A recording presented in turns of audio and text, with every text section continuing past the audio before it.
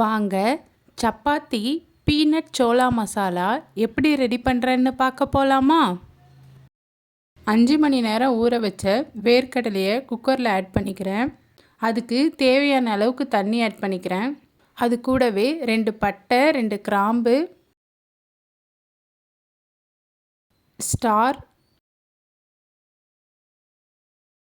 ஏலக்காய், ஒரு ஏலக்காய் எல்லாத்தையும் ஆட் பண்ணிக்கிறேன். வேர்க்கடலை வேவறதுக்கு உப்பு ஆட் பண்ணிக்கிறேன். ஆட் பண்ணிவிட்டு குக்கரை மூடிட்டு ஒரு 7 விசில் கிட்ட விட்டு எடுத்துக்கிறேன்.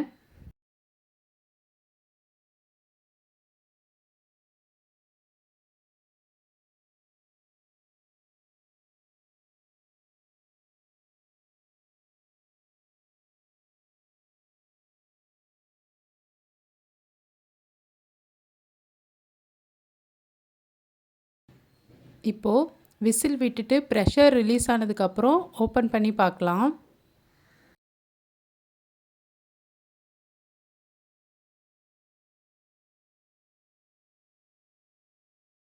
நல்லா வெந்துடுச்சு. இப்போது ஒரு பேனில் தேவையான அளவுக்கு எண்ணெய் ஆட் பண்ணிக்கிறேன். எண்ணெய் ஆட் பண்ணிட்டு பெருஞ்சீரகம் போட்டு நல்லா பொரிஞ்சதுக்கப்புறம் மீடியம் சைஸ் வெங்காயம் 2 வெங்காயம் ஆட் பண்ணிக்கிறேன், சின்ன சின்னதாக கட் பண்ணி. அதை நல்லா வதக்கி விட்டுக்கிறேன். அது நல்லா வதங்கினதுக்கப்புறம் 1 ஸ்பூன் இஞ்சி பூண்டு பேஸ்ட் ஆட் பண்ணிக்கிறேன். இஞ்சி பூண்டு பேஸ்ட்டும் ஆட் பண்ணிவிட்டு நல்லா பச்சை வாசனை போகிற அளவுக்கு வதக்கிக்கிறேன்.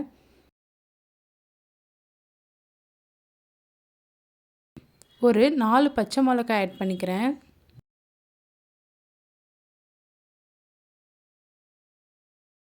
அது கூடவே மீடியம் சைஸ் 2 தக்காளி ஆட் பண்ணிக்கிறேன். தக்காளியை ஆட் பண்ணிட்டு நல்லா வதக்கிக்கிறேன்.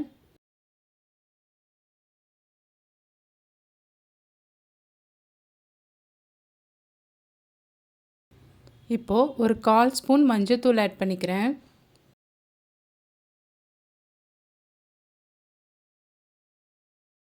வேக வச்ச வேர்க்கடலையை ஆட் பண்ணிக்கிறேன்.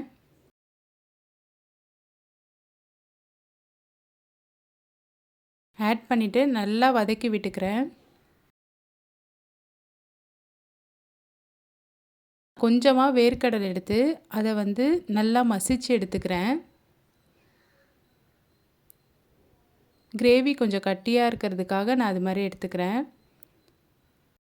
இப்போது மசாலாஸ் ஆட் பண்ணிக்கலாம். Garam masala 1/4 spoon, red chilli powder 1/4 spoon, Kashmiri red chilli powder 1/4 spoon add பண்ணிக்கிறேன். அது கூடவே சோளா மசாலாவும் ஒரு 2 ஸ்பூன் ஆட் பண்ணிக்கிறேன். ஆட் பண்ணிவிட்டு நல்லா மசாலாவோட பச்சை வாசனை போகிற அளவுக்கு வதக்கி விட்டுட்டு நம்ம வேர்க்கடலை வேக வச்ச தண்ணியை நான் ஆட் பண்ணிக்கிறேன். ஆட் பண்ணிவிட்டு இன்னும் நம்மளுக்கு எந்த அளவுக்கு கிரேவி வேணுமோ அந்த அளவுக்கு, நம்மளுக்கு எந்த அளவுக்கு வேணுமோ அந்த அளவுக்கு தண்ணி ஆட் பண்ணிக்கலாம்.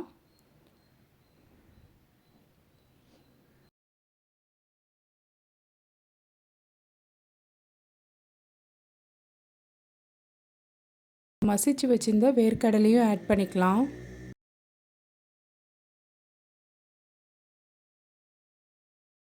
ஆல்ரெடி நம்ம வேர்க்கடலைக்கு உப்பு போட்டு தான் வேக வச்சுருக்கோம். அதனால் நம்ம டேஸ்ட்டு பார்த்துட்டு எந்த அளவுக்கு உப்பு வேணுமோ அந்த உப்பு ஆட் பண்ணிக்கலாம்.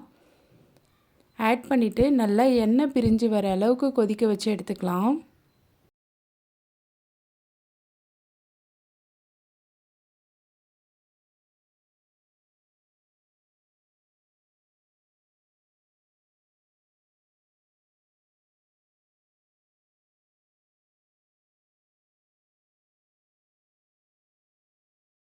ஒரு ஸ்பூன் பட்டர் ஆட் பண்ணிக்கிறேன். நல்லா நிறைய கொத்தமல்லியும் ஆட் பண்ணிக்கிறேன். கொத்தமல்லி ஆட் பண்ணிவிட்டு நல்லா கிளறி விட்டுக்கலாம். பட்டரும் கொத்தமல்லியும் நல்லா கிளறிட்டு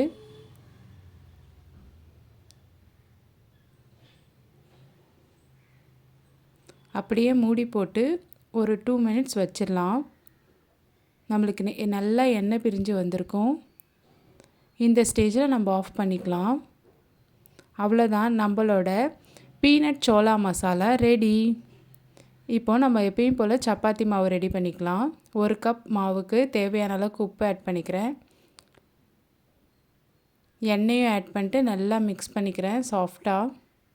நம்மளுக்கு எந்த அளவுக்கு தண்ணி வேணுமோ தண்ணி கொஞ்சம் கொஞ்சமாக ஆட் பண்ணி நம்ம மிக்ஸ் பண்ணிக்கலாம்.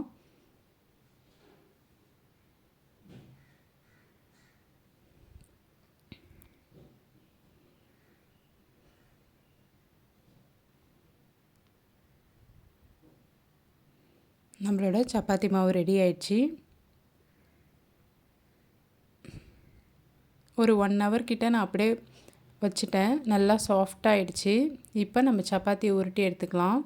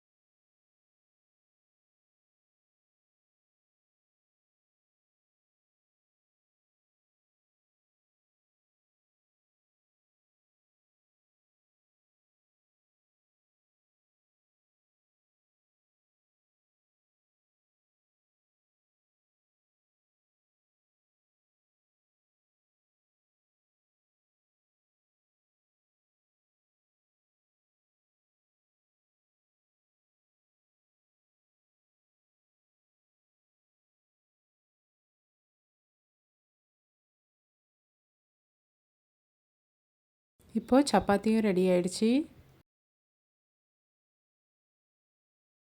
என்னோட ஸ்டைலில் சப்பாத்தி பீனட் சோளா மசாலா ரெடி ஆயிடுச்சு. நீங்களும் இந்த ரெசிபியை ட்ரை பண்ணி பாருங்கள். எப்படி இருந்துச்சுன்னு மறக்காமல் கமெண்ட் பண்ணுங்கள். என்னோடய சேனல் உங்களுக்கு பிடிச்சிருந்தா என் சேனலை ஃபாலோ பண்ணிக்கோங்க. லைக் பண்ணுங்கள், ஷேர் பண்ணுங்கள், சப்ஸ்கிரைப் பண்ணிக்கோங்க. நெக்ஸ்ட் வீடியோவில் பார்க்கலாமா? பாய்.